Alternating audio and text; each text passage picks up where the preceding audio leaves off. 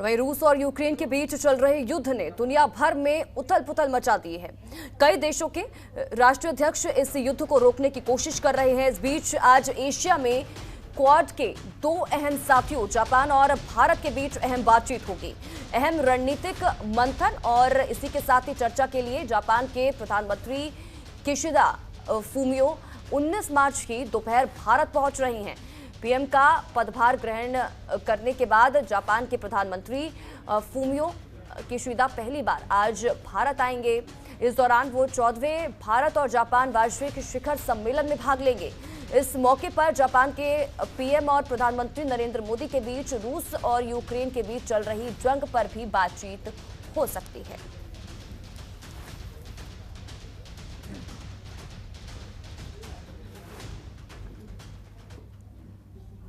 तो ममता चतुर्वेदी हमारी संवाददाता इसी खबर पर हमारे साथ लाइव जुड़ चुकी है दिल्ली से। जापान की प्रधानमंत्री का 2 दिवसीय दौरा कितना महत्वपूर्ण को माना जाए, किस तरह से देखा जाए, क्योंकि कहा जा रहा है कि इस बीच जो रूस और यूक्रेन के बीच जो युद्ध लगातार अब आगे बढ़ता हुआ, क्योंकि खत्म होने का तो नाम कुछ दिख नहीं रहा है, क्योंकि 24वां दिन आज हो चुका है और इस पर भी दोनों के बीच बातचीत संभव है, ये कहा जा रहा है। तो कितना महत्वपूर्ण ये दौरा? जी बिल्कुल, देखिए जापान के अगर प्रधानमंत्री की बात करें तो हिंदुस्तान 2 दिवसीय दौरे पर आ रहे हैं। इस दौरान वो भारत में एक बड़ा डील भी कर सकते हैं। बताया जा रहा है तकरीबन 45 अरब डॉलर का निवेश कर सकते हैं जापान के प्रधानमंत्री। अगर उनके हिंदुस्तान दौरे की अगर बात करें तो कई मायनों में बहुत ज़्यादा महत्वपूर्ण है। सबसे ज़्यादा महत्वपूर्ण इस सिलसिले में कि वो अरबों का जो निवेश है वो हिंदुस्तान में करने वाले हैं। और इसके अलावा देखा जाए तो हिंदुस्तान की जो ढांचा है उसमें कई तरीके से जापान की जो टेक्नोलॉजी है उसका इस्तेमाल होता है। चाहे हम मेट्रो ट्रेन की अगर बात करें तो जापान की ही टेक्नोलॉजी के ज़रिए हिंदुस्तान में तमाम शहरों में मेट्रो ट्रेनें चल रही हैं। इसको लेकर भी जापान के प्रधानमंत्री से बातचीत होगी देश के प्रधानमंत्री नरेंद्र मोदी के साथ। और इसके अलावा जिस तरीके से यूक्रेन और रूस के बीच टकराव की स्थिति लगातार बनी हुई है, खत्म होने का नाम नहीं ले रहा है, मुमकिन है कि जब 2 राष्ट्राध्यक्ष एक साथ मिलेंगे तो इस मुद्दे पर भी चर्चा करेंगे। और इसके अलावा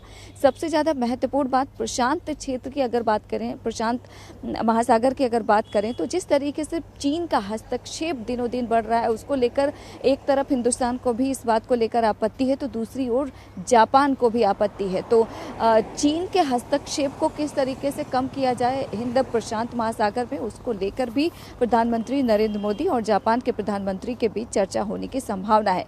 देखा जाए तो प्रधानमंत्री बनने के बाद 3.5 साल के बाद जिस तरीके से कोरोना काल पिछले कुछ सालों से चल रहा था, काफ़ी लंबे समय बाद 3.5 साल बाद किसी भी राष्ट्राध्यक्ष का हिंदुस्तान में ये पहला दौरा कहा जा सकता है जिसमें सबसे पहले जापान के प्रधानमंत्री हिंदुस्तान आ रहे हैं। तो देखा जाए जो वर्तमान में स्थितियां हैं उसको लेकर कई मायनों में ये दौरा बहुत ज़्यादा महत्वपूर्ण है। हालांकि आने वाले समय में क्वाड देशों की जब एक महत्वपूर्ण बैठक जापान में होगी तो मुमकिन है कि उस बैठक में शामिल होने के लिए प्रधानमंत्री नरेंद्र मोदी भी जाएंगे। तो ऐसे में अगर रूस और यूक्रेन की बात करें, जो हालात वहाँ पर बने हुए हैं, इसके अलावा चीन जिस तरीके से प्रशांत महासागर में लगातार वो अपना दबदबा कायम करने की कोशिश कर रहा है, तो इन तमाम चीज़ों को अगर देखा जाए तो कहीं ना कहीं जापान के प्रधानमंत्री और हिंदुस्तान के प्रधानमंत्री नरेंद्र मोदी की ये जो बैठक मुलाकात होगी कई मायनों में महत्वपूर्ण मानी जा रही है। बिल्कुल, चलिए बहुत बहुत शुक्रिया ममता इन तमाम जानकारी के लिए और हमारे साथ जुड़ने के लिए।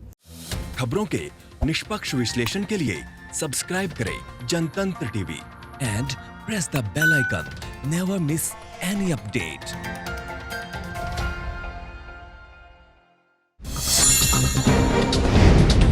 डाउनलोड कीजिए जनतंत्र टीवी ऐप को, जो कि अवेलेबल है गूगल प्ले और ऐप स्टोर पर। अधिक जानकारी के लिए अभी डाउनलोड करें।